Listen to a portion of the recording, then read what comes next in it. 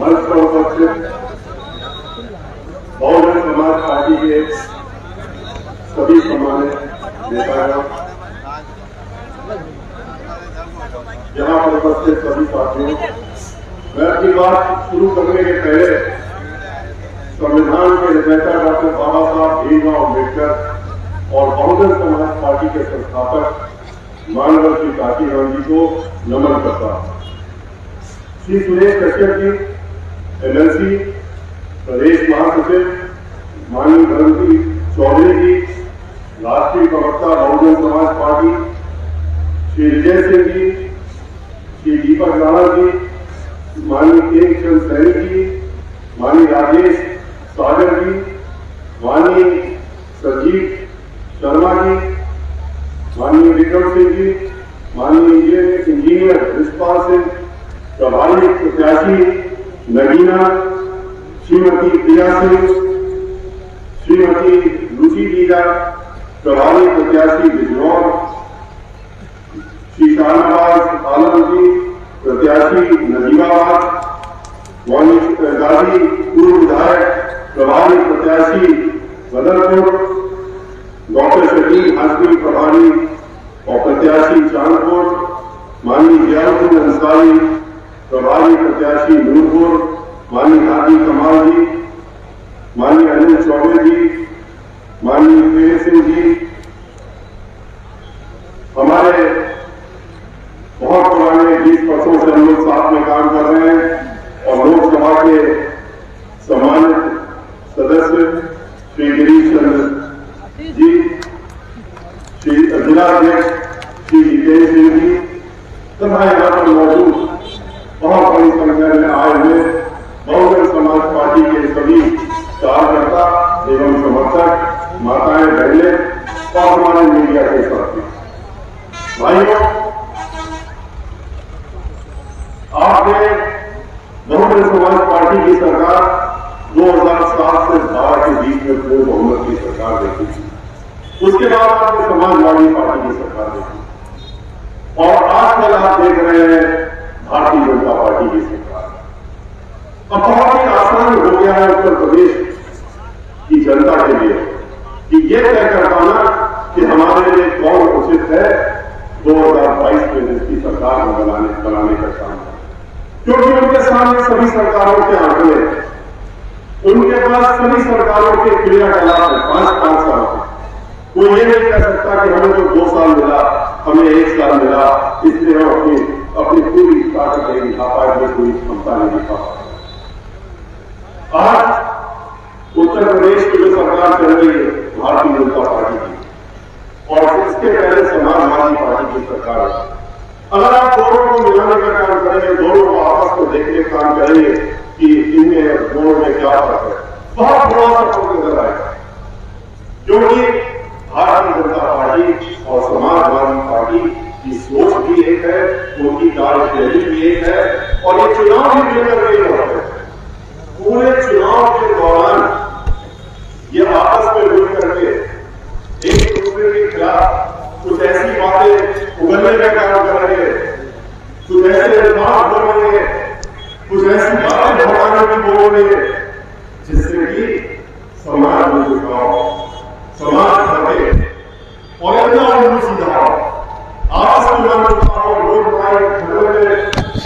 उतारना चाहते हैं और सोच समझ कर ये बातें करते हैं और इसीलिए लोग हमेशा कहते हैं कि इनसे सावधान रहिए दो पार्टियों से, क्योंकि ये एक ही सिक्के के दो पहलू। आप बहुजन समाज पार्टी को देखिए, बहुजन समाज पार्टी आज आपके सामने 2007 से 12 के बीच में भी थी।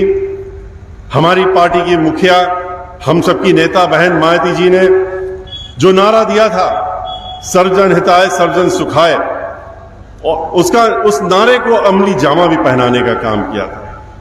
याद करिए 2007 की सरकार, कोई ऐसा समाज, कोई ऐसा वर्ग उत्तर प्रदेश में नहीं था, चाहे वो महिलाएं हो, चाहे वो किसान को लोग जो आकर के संसद में उनका पक्ष रखने का काम करते हैं, चाहे वो जाट समाज के हों, चाहे गुर्जर समाज के हों, चाहे कश्यप समाज के हों, चाहे अन्य पिछड़े समाज के लोगों में से हों, चाहे वो ब्राह्मण समाज के हों, और चाहे वो अल्पसंख्यक समाज के हों, और चाहे वो हमारे जो शेड्यूल कास्ट के लोग हैं उनके समाज के लोग हों, किसी भी समाज को देख लीजिए, बहन मायावती जी ने सबको सरकार बनते ही सबको उचित स्थान देने का काम किया, सबको ऊंची ऊंची जगह पर बैठालने का काम किया, पूरे प्रदेश में भाईचारा बनाने का काम किया।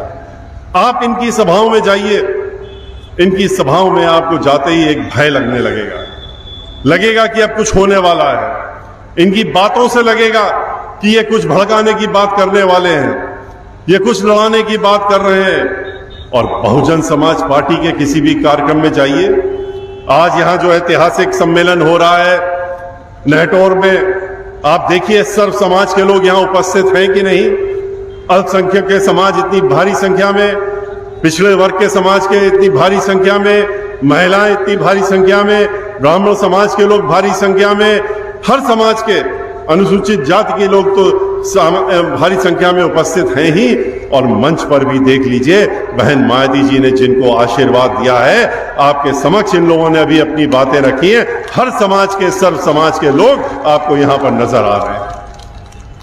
इसको ये एक दिखाता है कि हमारी नेता की सोच क्या है। भारतीय जनता पार्टी धर्म के नाम पे आपसे वोट लेती है, अधर्म का ना काम करने का काम करती है, धर्म के नाम पे अधर्म करने का काम करते हैं। बहन मायावती जी सही मानों में धर्म का काम करती हैं जब सर्वधर्म को लेकर साथ चलती हैं और सर्वजन को एक साथ लेकर के चलती हैं और सबको भाईचारा बना के लेकर के चलती हैं। आप देखिए समाजवादी पार्टी की सरकार जब जब आती है क्या करती है। आते ही जिस समय समाजवादी पार्टी की सरकार बनी थी, मंच से ही उत्पात शुरू हो गया था। याद करिए वो दिन, किस तरीके से उत्पात मचाने का काम उनके साथियों ने किया था। मंच पर मुख्यमंत्री ओथ लेकर के बैठे हुए थे और उनके सामने ही हुड़दंग मचना शुरू हो गया था। जैसे ही समाजवादी पार्टी की सरकार बनती, पूरे प्रदेश में गुंडागर्दी, माफियागर्दी, दहशतगर्दी, बलात्कार, फिरौती, डकैती, ये सारी चीजें चरम सीमा पर पहुंच जाती। और फिर दंगे फसाद की तो छड़ी लग गई थी। 134 दंगे कराने का रिकॉर्ड अगर किसी ने बनाया है पूरे प्रदेश में, तो वो रिकॉर्ड समाजवादी पार्टी के पास है और किसी के पास नहीं। 134 दंगे उत्तर प्रदेश में कराना। दंगे होते नहीं है, दंगे कराए जाते हैं। वो बात दूसरी है कि एक तरफ दंगा कराओ और दूसरी तरफ सफाई में बैठ करके ऐश करो, नाच गाना देखो। ये समाजवादी वाले ही लोग कर सकते हैं और कोई नहीं कर सकता। और भारतीय जनता पार्टी उनके साथ में मिली होती इन दंगों फसादों में, मिल करके ये लोग दंगे फसाद करते हैं। वरना ये बताइए कि जब बहुजन समाज पार्टी की सरकार रहती है, जब रही है, 2007 से 12 भी रही है, तो उत्तर प्रदेश में एक भी दंगा क्यों नहीं हुआ? एक भी दंगा नहीं हुआ। सब लोग भाईचारा बना के साथ में रहे, मिलजुल करके रहे और सबकी तरक्की हुई, प्रदेश की तरक्की हुई। बहन मायावती जी ने चौतरफा विकास करने का काम किया। जब अमन चैन होता है तब विकास होता है। उन्होंने चौतरफा विकास करने का काम किया। किसी भी तरफ ले लीजिए, विकास ही विकास नजर आएगा। 29,500 अंबेडकर गांव उन्होंने समग्र विकास करने का काम किया। 29,500 प्राइमरी स्कूल बनाने का काम बहन मायावती जी ने किया। 5,500 जूनियर हाई स्कूल बनाए। 1 दर्जन से ज्यादा यूनिवर्सिटी और मेडिकल कॉलेज बनाने का काम किया। 23 नए जिले बनाए। तो जब एक कोई जिला बनता है तो आपको भी मालूम है फिर जिले में समग्र विकास करना मजबूरी होती है। हर चीज दी जाती है, हर चीज उपलब्ध करी जाती है। हर जिले में नया अस्पताल, नए स्कूल, महिलाओं के, लड़कियों के लिए अलग स्कूल, हर तरह की योजनाएं बहन मायावती जी ने लाने का काम किया। गरीबों के लिए अनेक योजनाएं लाने का काम किया। ये पार्टियां तो जाती हैं ढोंग दिखाने के लिए, सिर्फ गरीबों के झोपड़ियों में खाना खाने का काम करती हैं, खाना अपने साथ में ले जाती हैं। बहन मायावती जी इस तरह का ढोंग नहीं करती। बहन मायावती जी दिखावे का काम नहीं करती हैं। वो कहती हैं कि हम गरीबों की झोपड़ी में नहीं जाते हैं, हम गरीबों को झोपड़ी से बाहर निकालने का काम करते हैं और उनको निकाल करके पक्के मकान देने का काम करते हैं। उन्होंने 2-2 कमरों के पक्के मकान, 1-2 नहीं, 20 लाख मकान उत्तर प्रदेश में मानवर काशीराम जी की योजना के तहत में देने का काम बहन मायावती जी ने किया। और अनेकों मकान जो बन रहे थे, उसके बाद लाखों की संख्या में लगभग 90 लाख मकान जो और बन रहे थे, उनको समाजवादी पार्टी की सरकार ने आते ही रोकने का काम किया। बहन मायावती जी ने महिलाओं के लिए अनेकों योजनाएं जब बनाई, लड़कियों के लिए भी बनाई कि अगर गरीब परिवार में कोई लड़की पैदा होगी तो जिले का अधिकारी किसी अधिकारी को भेजेगा उसके घर में और एक बैंक ड्राफ्ट देगा, और जैसे ही वो लड़की 18 वर्ष की होगी तो उसके खाते में 1 लाख रुपया जमा हो जाएगा। इस तरह का बैंक ड्राफ्ट देने का काम। उसकी पढ़ाई मुफ्त होगी, उसकी शादी की व्यवस्था की जाएगी, उसको डिग्री कॉलेज और नौकरी की व्यवस्था की जाएगी। उन्होंने 35 लाख से ज्यादा महिलाओं के लिए एक योजना बना करके गांव-गांव में चला करके जो महिला प्रमुख होती थी उसके हाथों में उन्होंने 500 रुपए हर महीने देने का काम किया, हर महिला के प्रमुख के हाथ में देने का काम किया। उन सारी योजनाओं को इन्होंने बंद करने का काम किया। बहन मायावती जी ने उत्तर प्रदेश में बिजली की व्यवस्था जो चरमराई हुई थी, 6,500 मेगावाट बिजली बनती थी, उसको बढ़ा करके उन्होंने 13,500 मेगावाट बनाने का काम अपने 5 साल के कार्यकाल में करने का काम किया। उन्होंने चौतरफा जब विकास किया तो हर वर्ग को विकास का फायदा हुआ, हर जाति हर धर्म के लोगों को विकास का फायदा हुआ। समाजवादी पार्टी ने आकर के इन सारे विकास के कार्यों को रोकने का काम किया और सिर्फ कुछ अपने चुनिंदा लोगों को उन्होंने फायदा पहुंचाने का काम किया। दंगे फसाद में लिप्त रहे। भारतीय जनता पार्टी जब आई तो आपने देखा उन्होंने क्या किया। उन्होंने सबसे वोट लिया, बहका करके वोट लिया, झूठ वोट करके वोट लिया, झूठों का अंबार खोल दिया। महिलाओं से कहा हमको वोट दे दो, हम तुम्हें सुरक्षा देंगे। महिलाओं ने बढ़ चढ़ करके अपना वोट देने का काम किया, उनको सुरक्षा कहा कि हम देंगे। क्या सुरक्षा दी? आज इन्हीं की रिपोर्ट है एनसीआरबी की, हमारी रिपोर्ट नहीं है, ये तो सरकारी रिपोर्ट है। हर 2 घंटे में एक महिला के साथ में उत्तर प्रदेश में बलात्कार हो रहा है। सबसे ज्यादा अगर महिलाओं के साथ में दुराचार हो रहा है तो वो उत्तर प्रदेश में हो रहा है। जैसे सबसे ज्यादा गरीबी रेखा में अगर कोई आदमी रह रहा है तो उत्तर प्रदेश में रह रहा है, सरकारी आंकड़े कहते हैं। क्या इसी के लिए इनको वोट महिलाओं ने दिया था? बहन मायावती जी का कार्यकाल याद करिए। महिलाओं की सुरक्षा की बात जो थी, किसी महिला को रात के 12 बजे भी अगर घर से निकलना होता था वो हिचकिचाती नहीं थी निकलने में, क्योंकि वो जानती थी कि हमारी तरफ कोई गलत आंख उठा के भी नहीं देख सकता, क्योंकि उत्तर प्रदेश की मुखिया बहन मायावती जी हैं और किसी की मजाल नहीं है कि हमारी तरफ गलत आंख। किसानों को वादा किया हम तुम्हारी आमदनी 2 गुना कर देंगे, हमको वोट दे दो। आमदनी तो 0 पर पहुंचा दी। 2 गुना करने का झूठा वादा किया, 2 गुना तो नहीं किया। जब सरकार जाने लगी है तो 5-5 रुपए हर साल के हिसाब से 25 रुपए गन्ने का मूल्य बढ़ाने का काम किया। बहन मायावती जी को याद करिए।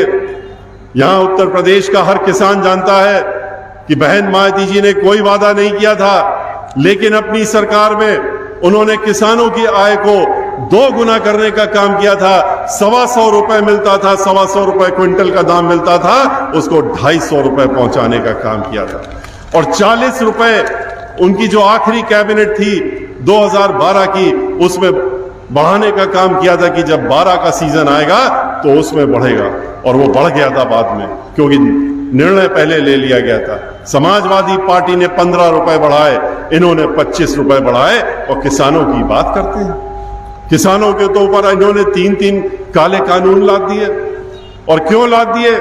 सिर्फ इसलिए किसान कहता रहा पूरे देश का हमें नहीं चाहिए ये कानून, हमारे हक में नहीं है। ये कहते रहे नहीं नहीं तुम्हारे हक में है, हम तुमको देंगे।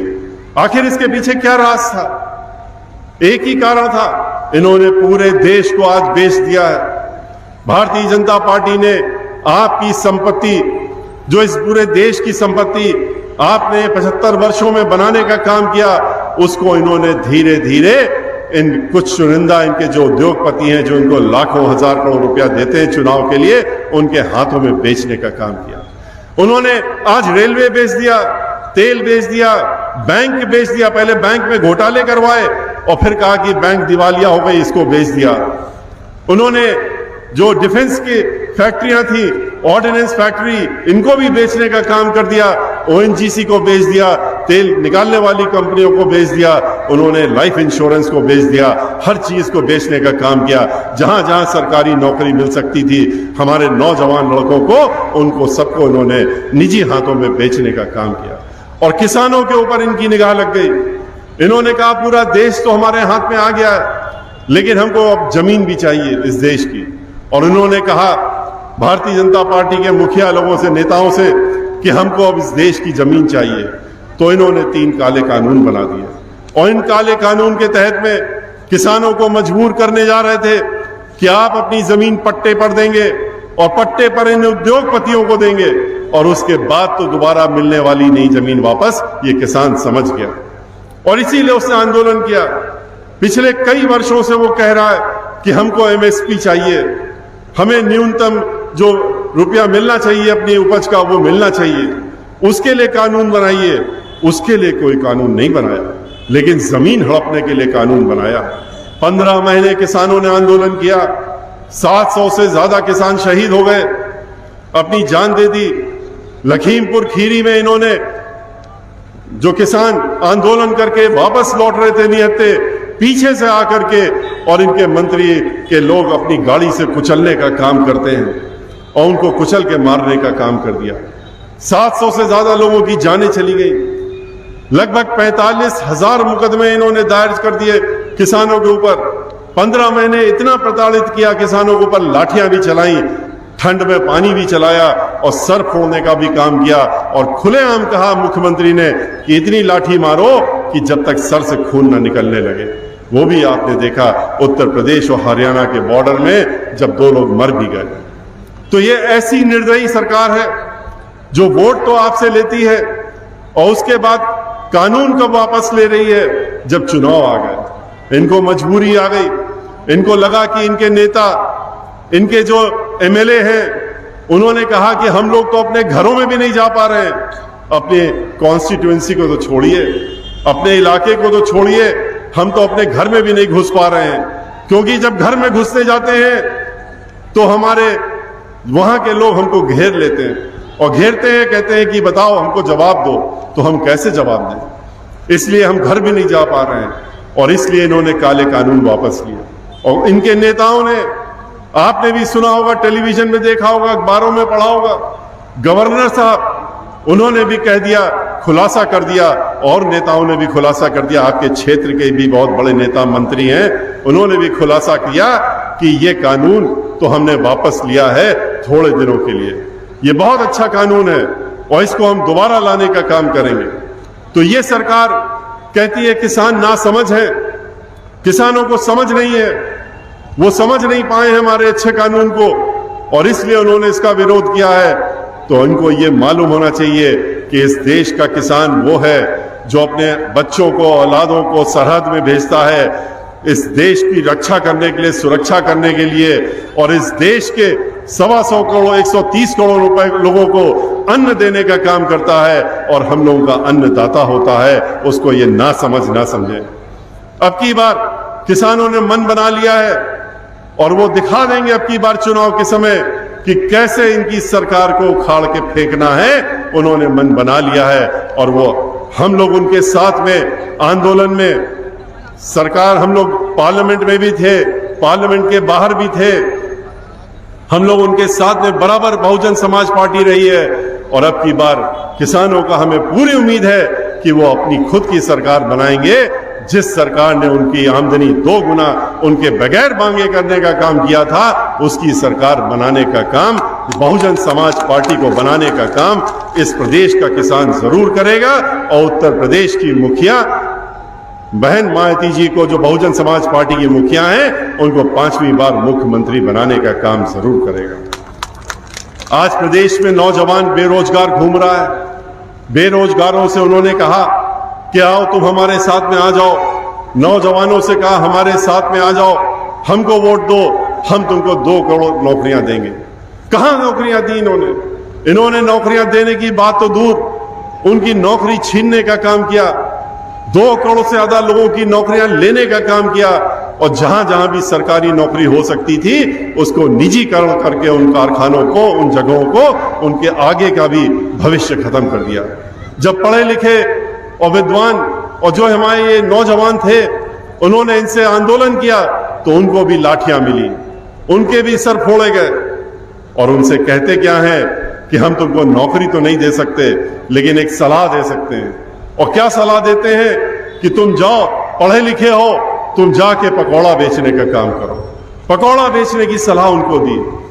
हम लोग पकौड़ा बेचना, खोंचा लगाना, ठेला लगाना, इन सब चीजों को खराब नहीं मानते, क्योंकि हमारी तो पार्टी ही बहुजन समाज पार्टी गरीबों के लिए और गरीबों की पार्टी है।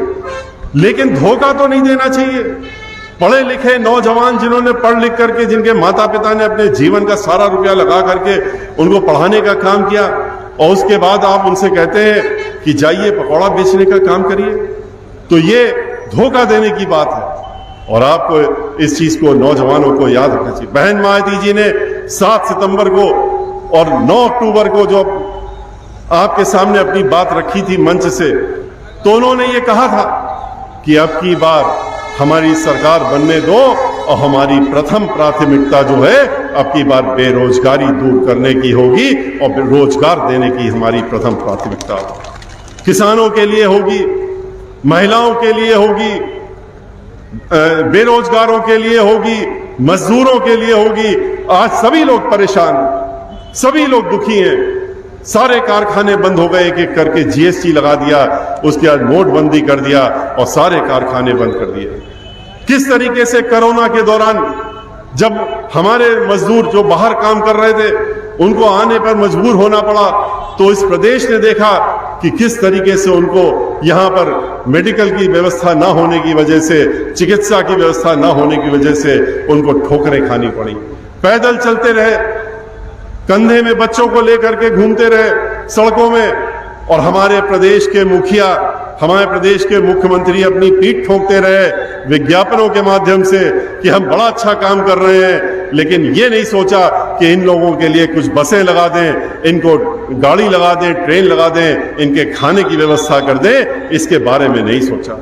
300 करोड़ रुपया महीना अपने ऊपर प्रचार के लिए लगाते हैं, 300 करोड़ रुपया हर महीना।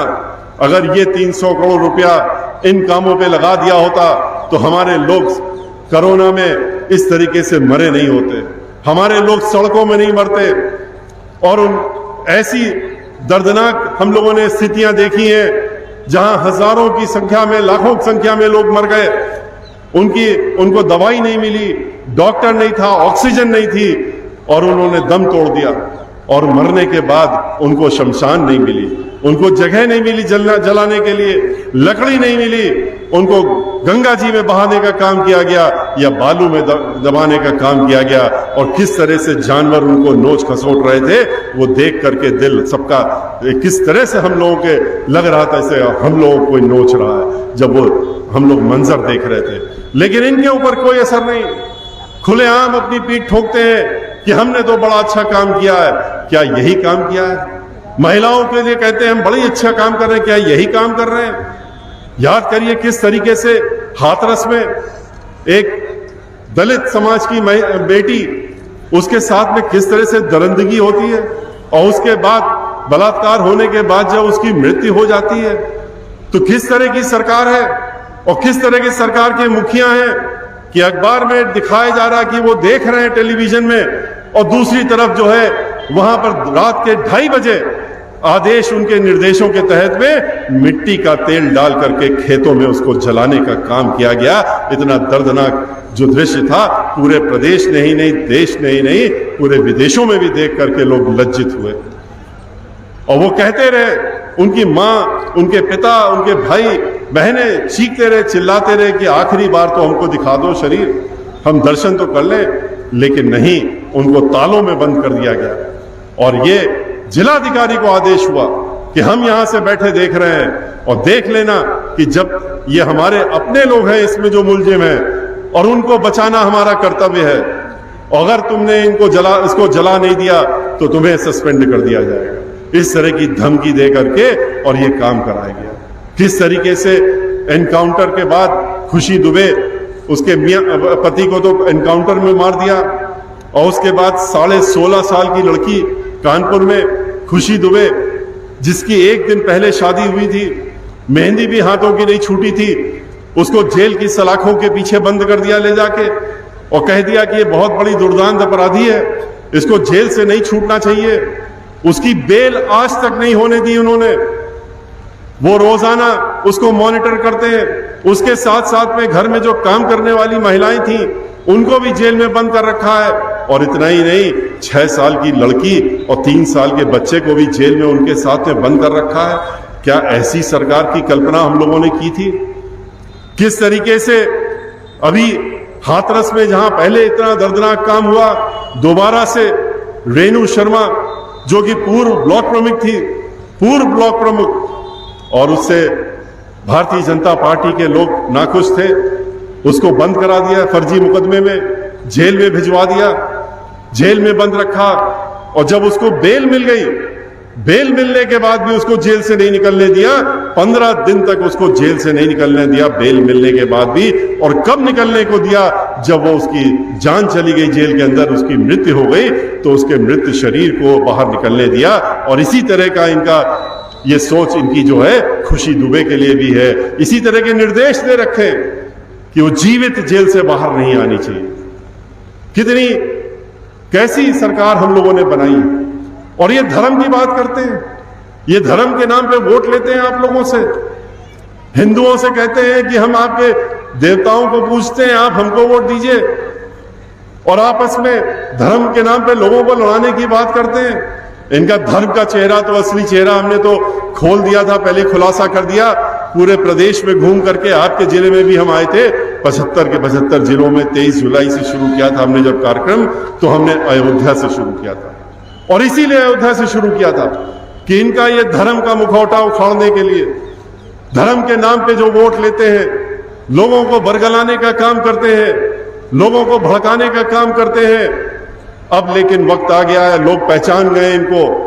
जिस तरीके से अयोध्या हो, चाहे वाराणसी हो, चाहे मथुरा हो, वृंदावन हो, हर जगह के लोग जो हैं इनका असली चेहरा पहचान गए हैं। और उन्होंने तय कर लिया है कि आने दीजिए, 2 महीने और बीतने दीजिए, इनको बाहर का रास्ता हम दिखाएंगे उत्तर प्रदेश से, और यहाँ की जनता दिखाने की काम।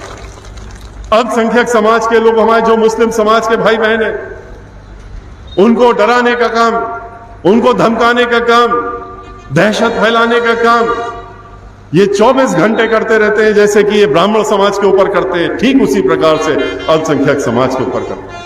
पूरे प्रदेश में ब्राह्मण समाज के लगभग 500 से ज्यादा जो इनकी गिनती है, क्योंकि एक बार हमने 700 कहा था तो इनके किसी मंत्री ने जवाब दिया कि गलत बोल रहे हैं, 500 लोगों को मरे हैं, 500 ब्राह्मण समाज के लोग मरे। इन्होंने जवाब दिया 100 से ज्यादा इनकाउंटर हुए, उन्होंने बताने का काम किया।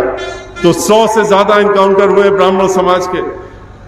ब्राह्मण समाज के लोगों के ऊपर दहशत फैलाने का काम किया इन्होंने, उनको डराने के लिए, धमकाने के लिए, दबाने के लिए पुरजोर कोशिश की।